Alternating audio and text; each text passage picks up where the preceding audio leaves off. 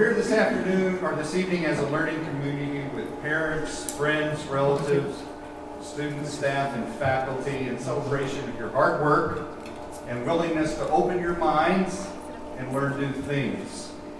Now, our former chancellor, Pam Shockley-Salavak, used to play a little game that was called Did You Know? Right? And every time she would say we would play this game of Did You Know, I would learn something about the campus that I didn't know. So let's do a little round of Did You Know right now, okay? Did you know that the School of Public Affairs is ranked by U.S. News and World Report as a top 100 School of Public Affairs in the United States of America? How many people knew that? A few didn't. All right. See, so they're learning stuff already. So you thought when you graduate you're going to stop learning? No way. Did you know that UCCS graduates have the lowest school loan default rate in a 5-state region? The federal, yeah, good news, parents, right? Especially if you co-sign. The federal loan default rate is about 13%. The Colorado loan default rate is about 15%. Anybody want to guess? If you don't know, if you know, don't say so. But if you don't know, anybody want to guess as to what the loan default rate is at UCCS? Throw out a number. 8%. That would be good, wouldn't it? 2.7%. 2.7%. Did you know that the University of Colorado system produces more graduate degrees than any other university in Colorado? Yes, we are one of 4 campuses of a single university. The university is the University of Colorado. We just happen to be the fastest growing campus in that system, with over 13,000 students on our way to 50,000 students. Someday, with 550 acres to build on this campus, I am confident we will have 50,000 students in UCCS. Yes, that is bigger than Boulder. We have, we're growing. Our county, El Paso County, is growing at a rate of 100,000 new residents every 10 years. That bodes well for our growth. It's almost automatic in that sense. And the next building that will go up on Nevada Avenue will be the William J. Hibble Sports Medicine Center. An amazing building. It's going to be even bigger than the Ince Center for the Performing Arts that you saw on North Nevada. And that is expected to bring in over 1,000 new students studying exercise science. This is a happening place. It really is. Now, ours is a professional school. It's not a liberal arts institution. Our ultimate objective is not to serve academia, and it's not our highest achievement to provide professors for the academy.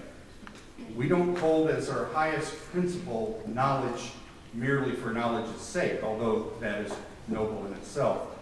But we labor specifically to prepare others for entry into the criminal justice and public sector professions.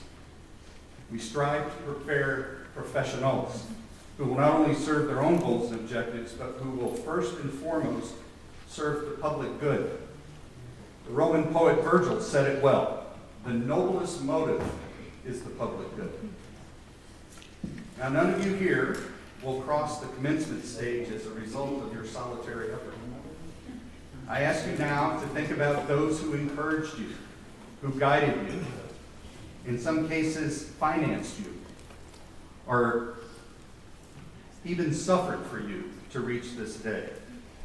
Please join me in a round of applause for the parents, the donors, the spouses, the funders, and all of those who are part of this day, whether they're present or not.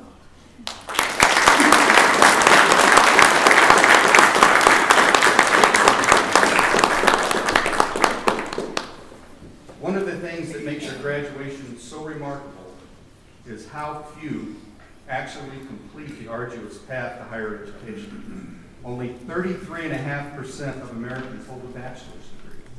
33.5%.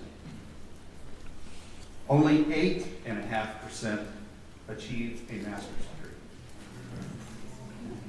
Regardless of your origins or your socioeconomic status, By virtue of graduation from this university, you have joined the ranks of the educated. Now, the truth is, a degree does not make you one bit smarter or better than anyone else. We know this. My father was the smartest man I ever knew, but he did not have the opportunity to get a degree. He used to caution me by saying, now, George, don't become one of those educated fools. So I pass that charge to you. Don't just be educated, be wise. Don't assume that you're better than others. Just strive to be better, a better version of yourself. That promises to be a lifetime of work for good cause. Now let me say a word about some in this audience who are exceptionally proud of you. The faculty and our hardworking staff members. The faculty is the heart and soul of any academic institution. Beautiful buildings are but hollow shells without the faculty that makes the university come alive. Their work is never done. There are always papers to be graded, research to be conducted, grants to be pursued, and courses to prepare for. I think it's fair to say that every faculty member in this school could make more money in another line of work, yet they labor on, sustained by your accomplishments. And let me add that nothing gets done at UCCS without our exceptional staff that labors so hard for our collective success. So why do they do it? Well, because of you, our students. They care about you, and they glory in your potential and what you will accomplish when you leave this institution. Please join me in a round of applause for their contributions.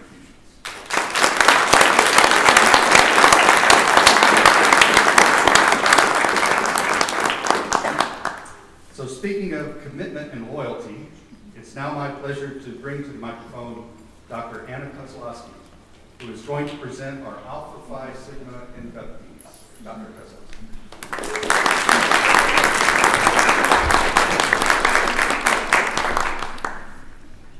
Good evening.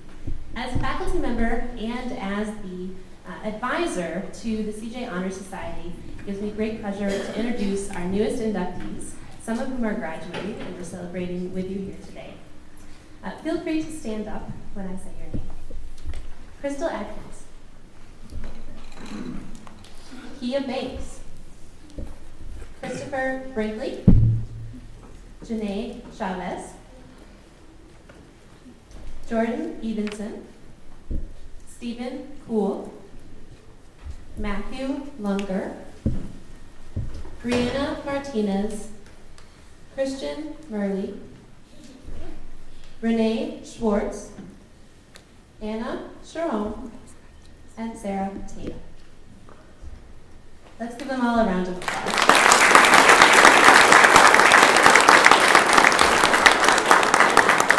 This year they joined a national chapter of scholars, of practitioners, and alumni, and will be forever connected to a network of criminal justice folks. We're very excited to have you. Congratulations again. So every year we select an outstanding BA-CJ student or Bachelor of Criminal Justice student of the year. It is with great honor that I announce our Bachelor of Criminal Justice student Outstanding Student Award to Miss Ashley Demosthenes. Ashley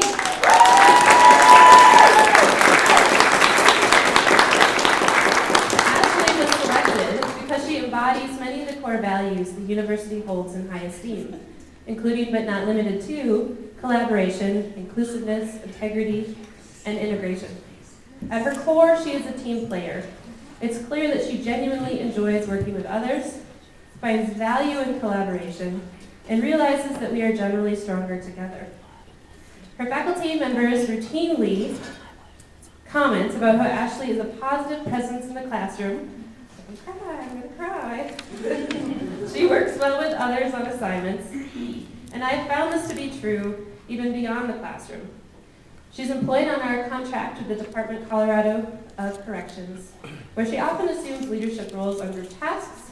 She encourages her coworkers, helps them stay organized, helps us stay organized, and she makes sure that everyone finds their voice within the group. She's an example of inclusivity. She's a great colleague, a team member. Academic excellence, I think, embodies her performance in the classroom. And Ashley, you're going to be deeply missed. Congratulations on being selected as this year's outstanding BACJ student.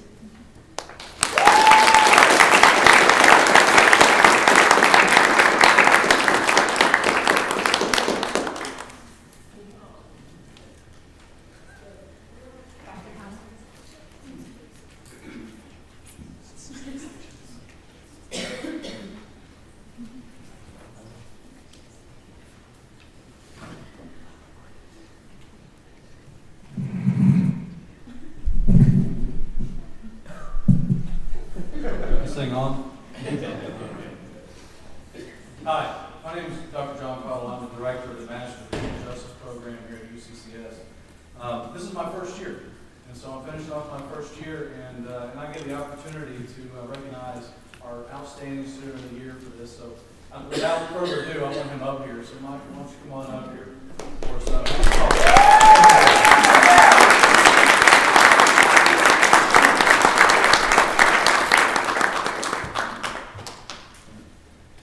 So Michael Rush is our outstanding student of the year for the Master of Criminal Justice program. And I haven't had Michael in class, all right?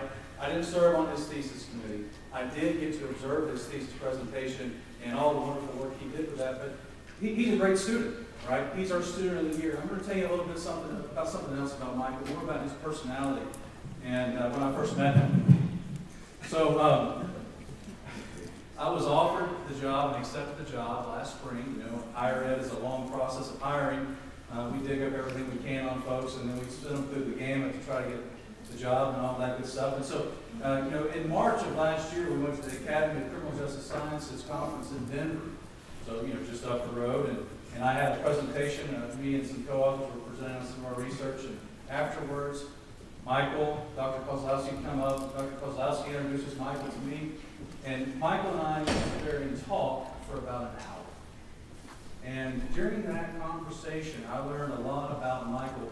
And I learned a lot about Michael, not in what he said, but how he behaved and how he interacted with me. And I got to learn a lot about the giving personality that he has. He's well mature beyond his age. It's really amazing some of the things that he's done here, and we're excited about the things he's going to do in the future. And I know he's going to do great things because he's really good at predicting the future. In fact, during our hour conversation, I told him that we were coming to look for a house in about a month. He said, "So you're going to be buying a house in the summertime?" Yeah, we're going to move. He said, "You're going to be buying a house in the summertime in Colorado Springs?" Yeah, that's where we're moving to. He said, "Prepare to pay over asking price for your house at that time of the year in this location." And sure enough, we had to do that. And I thought, oh, man, he's a nice guy, but I'm not sure that's wild, right? And but sure enough, he was right. And so when you think about things, so little things like that, people that have this ability to see down the road and to understand and learn from previous experiences and be able to incorporate that in forecasting. And that's a small thing for Michael. I mean, we could go on about his academic achievements.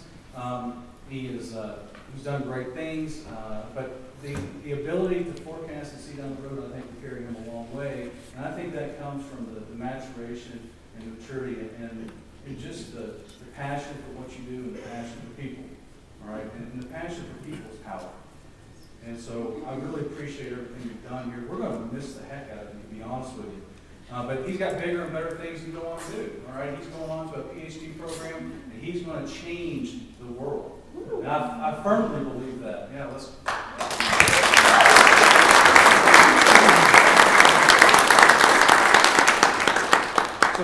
So while I don't have the experience base to talk about Michael in the classroom, and I don't have the experience with him to talk about working on a project like a thesis, a major project like that. By the way, he did a great meta-analysis of vocational programming for correctional facilities and organizations.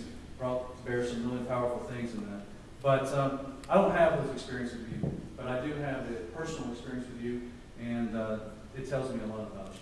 And so we're so super excited to have you be our student of the year. We're going to miss you, but you got to come back, all right? All right. All right, very good.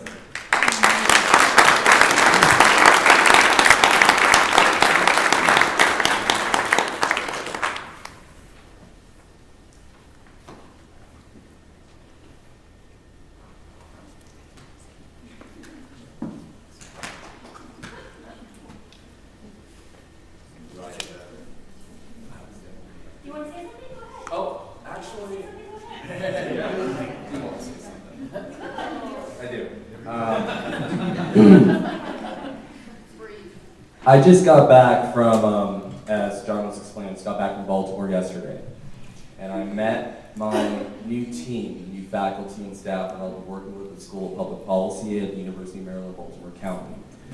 And the best way I could describe my experience is that they mirror us. They have actually enrollment rate around the same rate as we do. They have a very cohesive, family-like oriented unit at their School of Public Policy. However, there is one distinct difference that I noticed, and the difference is this, is that you guys are my family. And 3 years ago, I had the pleasure of being adopted by the School of Public Affairs. Dr. Ryan can attest to this, as well as Dr. Klosklowski, Evan, and the rest of my team, as well as my partners, the Colorado Department of Corrections. So, to add on to John's points, thank you very much. I just wanted to say thank you for being a part of my life and a part of my career. I will never be able to repay the experiences that I've had the pleasure of having with each and every one of you. So, thank you. I'm Don Klingner, the director of the Masters in Public Administration program and distinguished professor here at UCCS.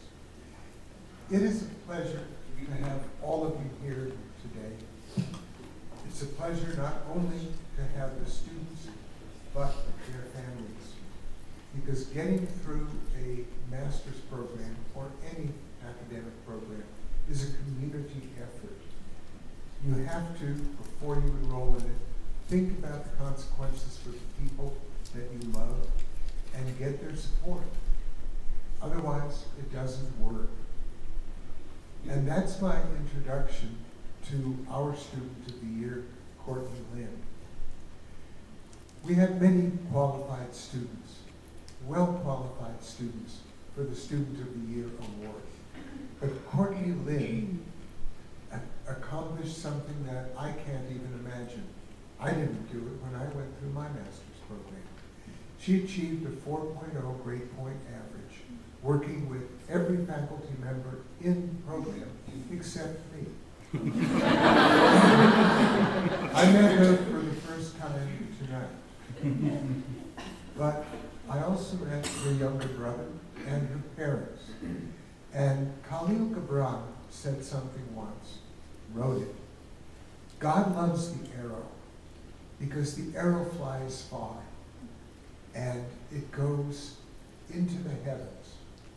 But God also loves the archer and the bow that sends the arrow forth. So what I'd like to do is to call Courtney up here to accept the Student of the Year award and to invite her parents and her younger brother to stand and receive our applause.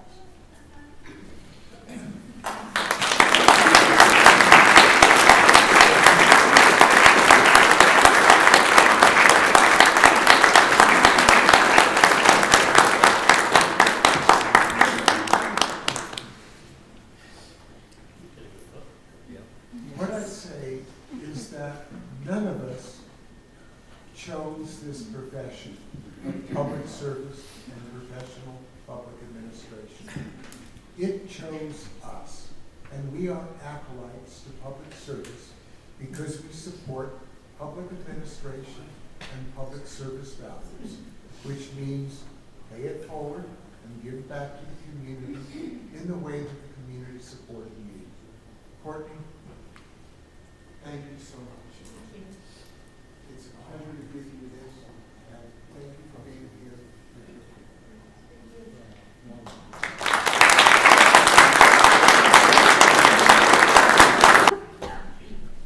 Good evening. Pi Alpha Alpha is a national honor society that recognizes public administration professionals that make a commitment to excellence in public service academics and also their community engagement. Master's students that earn membership have completed more than half of the credit hours to their program and have done it with a GPA of more than 3.7 or higher. It is the School of Public Affairs privilege to honor the following attendees with the symbols of membership, including a certificate and of course a pen. Before I welcome this year's honorees, will I pass Pi Alpha Alpha members, please stand and be recognized.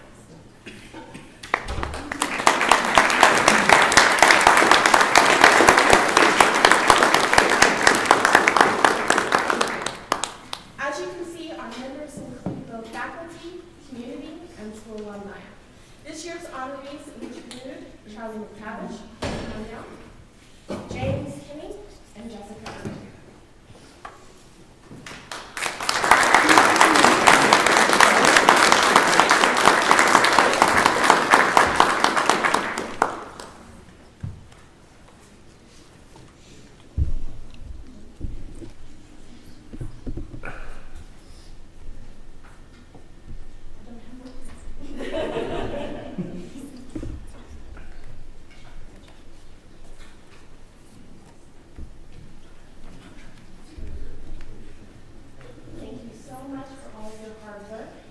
Welcome to Pi Alpha Alpha. We look forward to the amazing things you're going to do for the community. Please let's give them one last hand.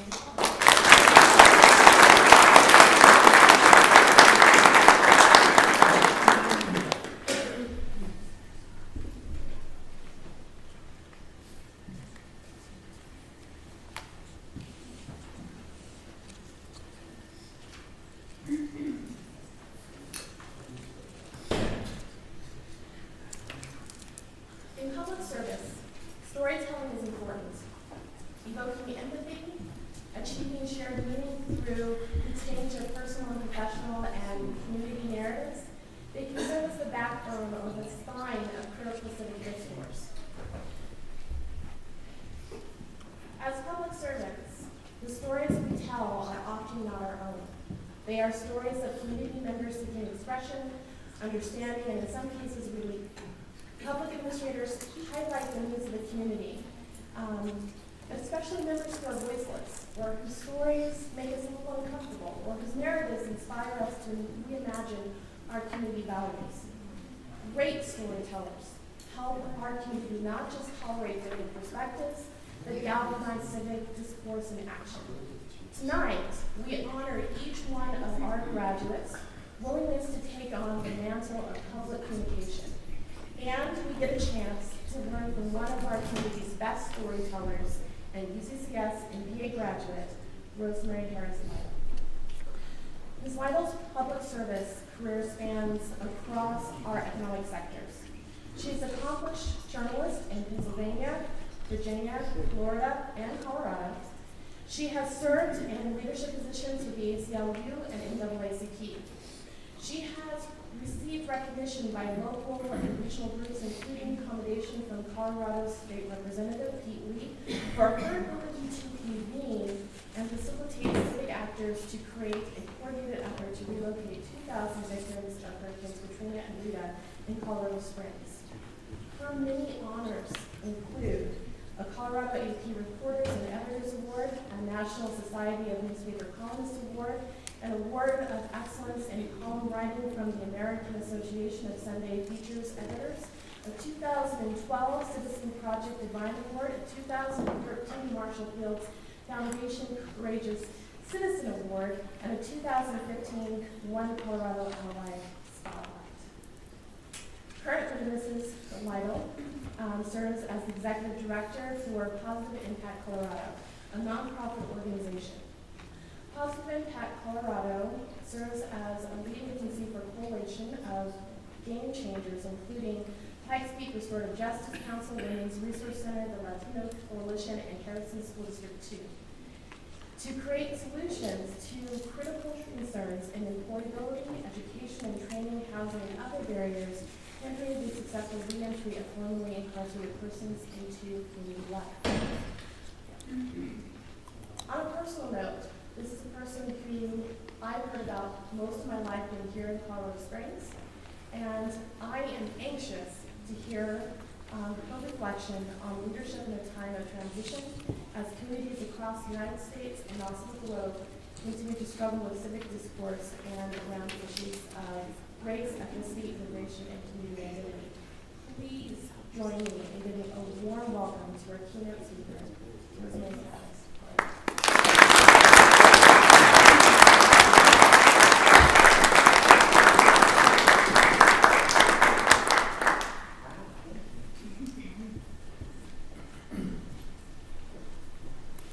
I appreciate that introduction. It's a long way from the back of the room to the front of the room where all of the graduates are, soon to be graduates and award winners tonight. So let's give the award winners tonight first a round of applause. I know how hard the work is. As you heard already from Regina Winters, I am a student of this community. I'm an alumna of this great university that has grown all over itself in the time since I left. What a beautiful campus, and reminds me so much of my experience here as a student and as a staff member employee at one time. And it also reminds me of the tremendous debt of gratitude that I owe to this program, to the School of Public Affairs, to those who worked with me in the MPA program, and to my mentor in this department. I believe that she's still here, and that's Dr. Terry Swartz. Incredible professors and students while I was here. I do want to tell you a little bit before I start about the work that I'm doing now, and particularly about how this university's MPA program prepared me for that list of nonprofits and public service entities that was just read. It almost feels a bit like your memorial service in some ways. Reminds us that we're almost 100 years old. But the list there is the Women's Resource Agency here in Colorado Springs, 9 to 5 National Association of Working Women, that is based in Milwaukee, Wisconsin, but has an office in Denver, Colorado. The American Civil Liberties Union, that is based in New York, but has an office for Colorado in Denver, and now Positive Impact Colorado. This program prepared me for that list of not just names of organizations, but opportunities to serve. So we titled this talk, Race, Policing, and Why Black Lives Should Matter to the Leader in You. Race, Policing, and Why Black Lives Should Matter to the Leader in You. And I know that those who graduate from this program are indeed leaders, ready to take their positions in society. I had no idea what a huge topic, race, policing, and why Black lives should matter to the leader in you really was. As I started to do a lit review, I know that phrase rings true for those who just finished those last papers. As I started to do that, I found out two things. That there is literally too much that has been written, I'll say in the last 5 years, on race and policing for me to have read in a week since I decided that that would be the title of the talk. What I also found, and I believe this is really true, is that the second part of that title, Why Black Lives Should Matter to the Leader in You, has not been written by anyone. Those words together, coming up in any kind of legitimate search, do not exist. And so I really believe that we're even treading newer ground. You're treading great new ground for your personal lives and your professional lives. And I think we're treading wonderful new ground for the success of our communities and indeed of our country as we talk about why Black lives should matter to the leader in you. Literally, I did not know at 5:28 a week ago today that in the next 24 hours a young man whose name I had never heard, Jordan Edwards, would be killed by a police officer in Batch Springs, Texas. I did not know the name Jordan Edwards. I knew that, unfortunately, there might possibly be, probably be another person who would become a victim of over-policing and indeed police brutality, but not in the next 24 hours after we selected we selected the title, which makes me think that there was something preordained in that title. Why Black Lives Should Matter to the Leader in You. So some of this we're going to talk about, and some of this maybe we'll move over. But I want you to promise yourself, the leaders who are in the room, to Google those words or do whatever legitimate searches you do. Why Black Lives Must Matter to the Leader in You. And if you don't find anything, like I didn't find anything, and if you don't get what you need here, get it for yourself one way or another, because it will matter to you. Why Black Lives Must Matter to the Leader in You. I ask you to consider it.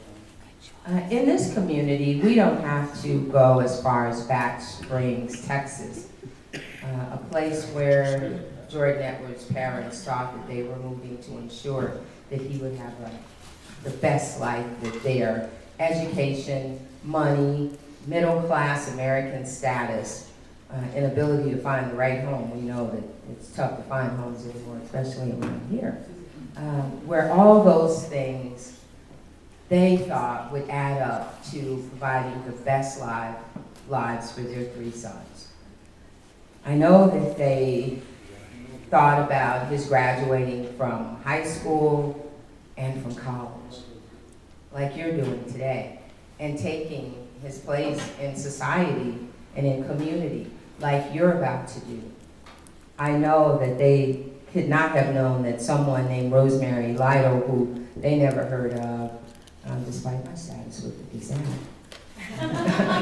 and my position as the former advisor of the Scribe, which we used to call the Scribble, they could have had no idea that this woman would be talking about the death of their darling son. I have a daughter. If you have a daughter or a son or a child who you care about, whether they're connected to you biologically or not, think about all of your hopes and dreams for these moments that are so important to us that we have to capture them in video.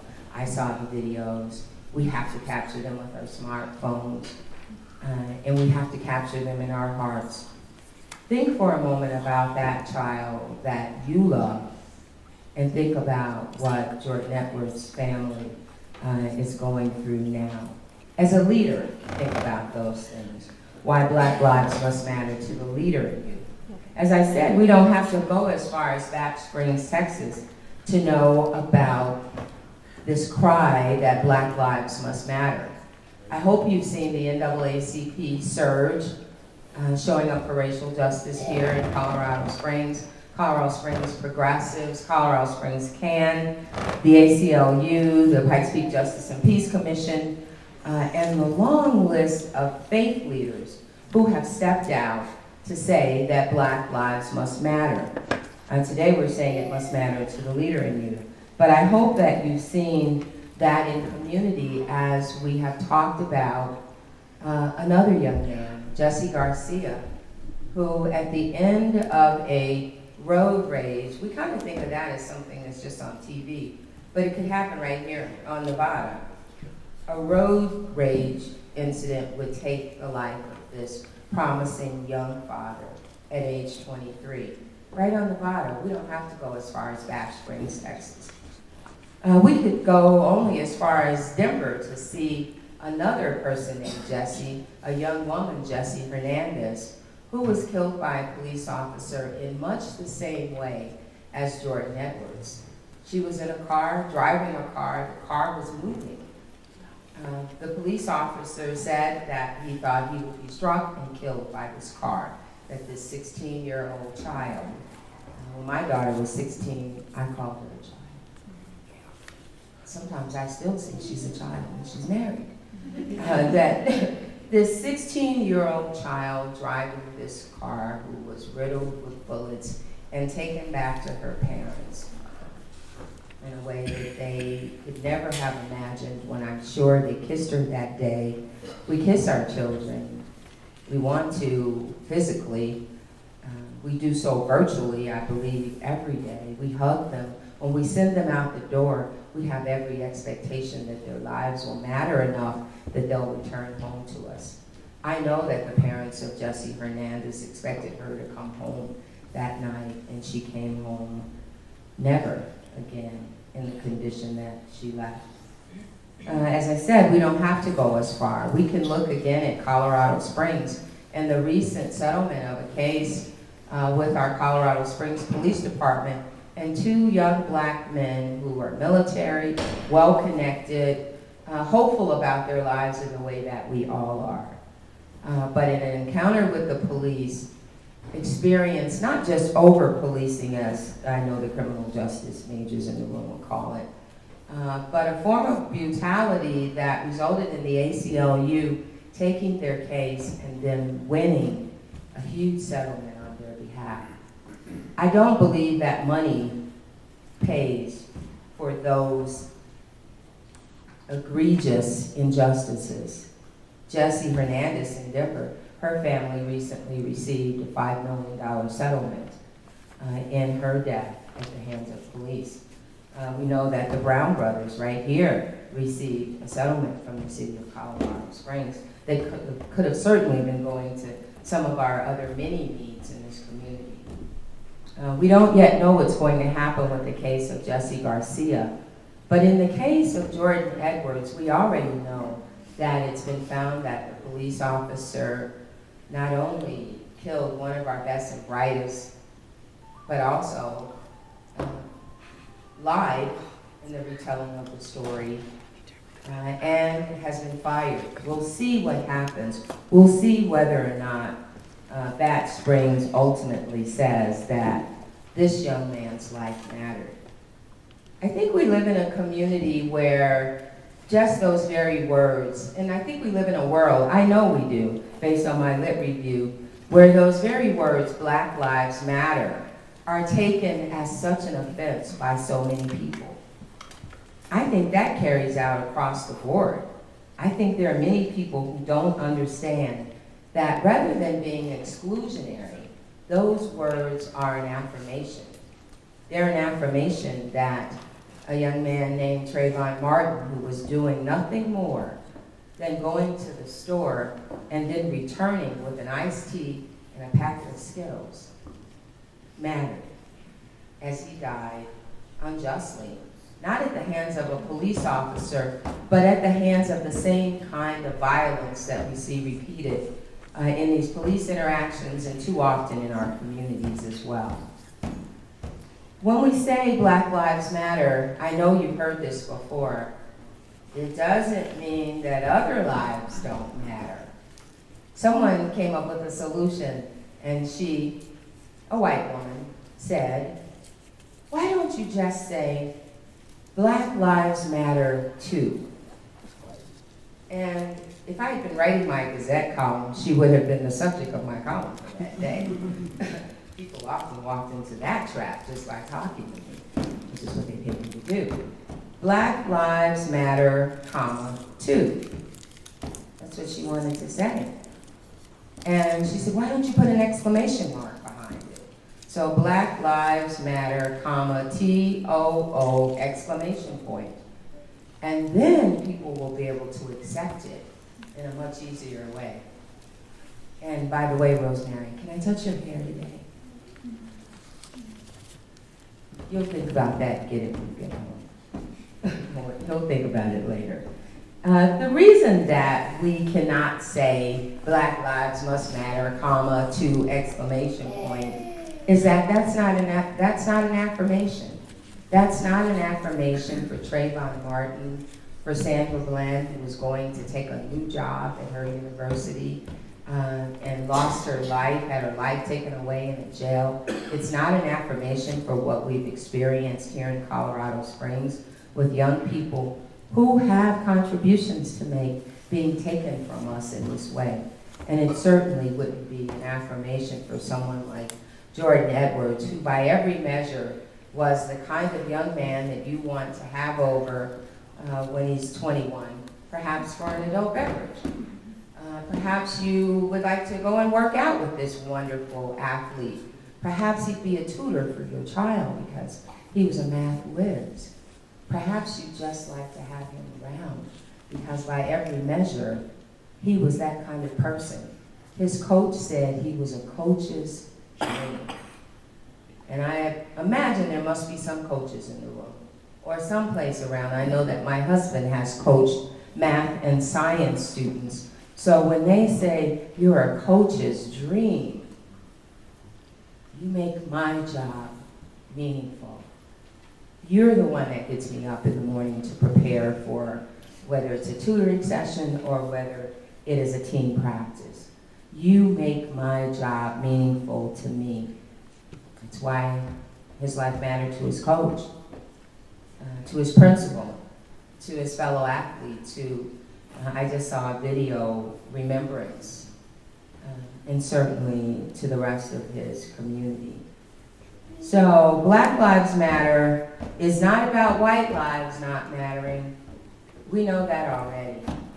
The history of this country says that white lives do matter in every way, in every way. But we have not yet affirmed the other. And so this call that Black Lives Would Matter, as I said, is an affirmation. It's a plea even. And it's a demand that lives would matter so much that we figure out how to police all of our communities without taking the lives of so many people in certain communities. It's not easy to listen to. In some ways, I would like to stop talking about it now.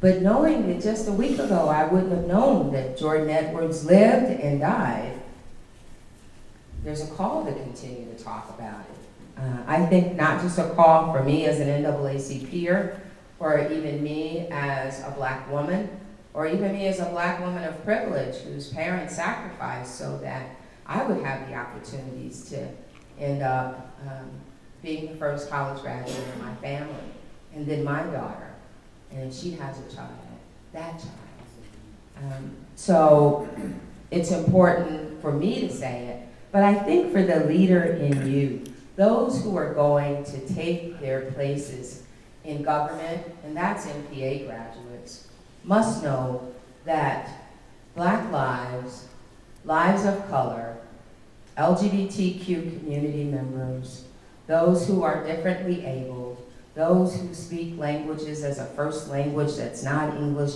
The whole world doesn't speak English. Newsflash, the whole world doesn't speak English as a first language. I know that those of you who are leaders who will take your places in government need to believe that Black Lives Matter because inclusion is going to be important to your bottom line.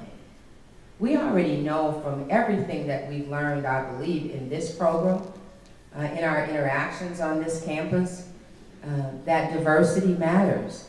The chancellor is transitioning or has transitioned out, and if you follow her career, her very long career, I think 20 years at this university or more, you will see increasing levels of inclusion and engagement. Because, yes, because she's a nice lady, of course. Yes, because she embraces all people, of course. But also because it met the bottom line of this university and the university system.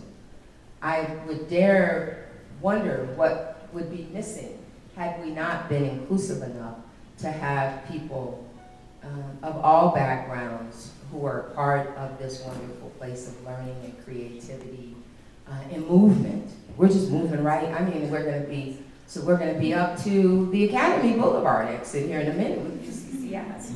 I know that it would not have grown were it not for a vision of diversity and inclusion. That's why Black lives must matter to you as leaders who will take your place in government, in civic affairs, in organizations, in corrections. I heard someone say earlier that they are employed in a corrections position. I now work as executive director at Positive Impact Colorado, a reentry services program for people who are on parole in El Paso and Teller counties.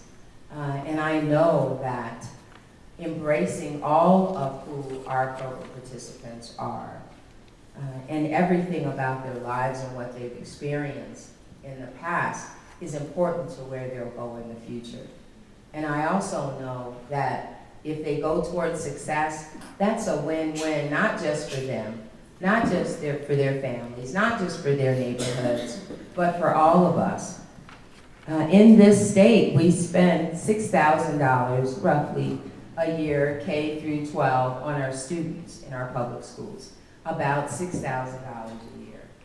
We spend about $30,000 a year to incarcerate those who are in our public and a couple of private prisons. Think about it. Education as opposed to incarceration. Black lives must matter to the leader in you, not only because of diversity and inclusion, not only because it's a bottom line imperative, not only because those who make the real money in this world, and we're moved by money sometimes. I think we're moved by money. I wouldn't turn down a bunch of money, I'm just saying. The only people who would turn down a bunch of money are the people who already have it. But those of us who hope to be able to rise and live out the American dream and possibly have a few extra dollars must, and we're leaders, must do something, not just with it as collateral, but as investments in ourselves and in those who are in community with us. It must matter, Black lives must matter to us as leaders because we set the tone for our worlds. We set the tone for our classrooms. We set the tone for what happens on this campus, who feels included and who doesn't, who gets in the Scribe or whatever the paper is now, who gets in the official publications, who gets the promotions, who gets the titles, who's the next chancellor. I don't want to go there. That's already been controversial. But all of that matters, and Black Lives Matter along with that because of the seats of power and the sharing of power that enriches all our lives. Do something nice for someone and have them genuinely appreciate you. And you'll find yourself thinking about it, not just nice, you know what I mean, not just nice, like you dropped your pen on the floor and I bent down to pick it up. Not just that, but do something that has an impact and move some of the power from your life to another person's life and see how you think about it for days, hours, days, weeks. You might think about it for years to come. Your impact is powerful. It is powerful, and it does matter how we live together on this third planet from the sun. And I know it matters in how we live together on this sprawling, beautiful campus in Colorado Springs, and soon to be part of it in Denver, the way we're growing. I believe that there is a moral imperative that requires that we provide equal opportunities to people of every gender, every race, every ethnicity, sexual orientation. These aspects of identity matter. It matters in how good a public administrator you're going to be, or an attorney, or a compliance person, an executive director. How good will you be at making sure that you're collaborative in your work, that you reach across the aisle, that everyone's at the table? All of that matters as a moral imperative as we go forward. And while I'm struggling to read the quote, it's the president and CEO of General Electric who said, "Equally as important is the business imperative because when you bring diverse perspectives together, a diverse team is always the best team. And the best team is the one on which I want to be." And that's Alex Dimitri, who is the CEO of General Electric. We will take our places as CEOs and as presidents and chief executive officer, chief operating officers, whatever titles will come out of this room. But more than your title, your impact on the world. We know that Black lives must matter in a country that for too long has said that they don't. When I was a very young girl, my grandmother read a poem to me that I internalized almost immediately, and I taught it to my daughter, and I hope that she'll teach it to her child. It's a Langston Hughes poem. I too sing America. I am the darker sister.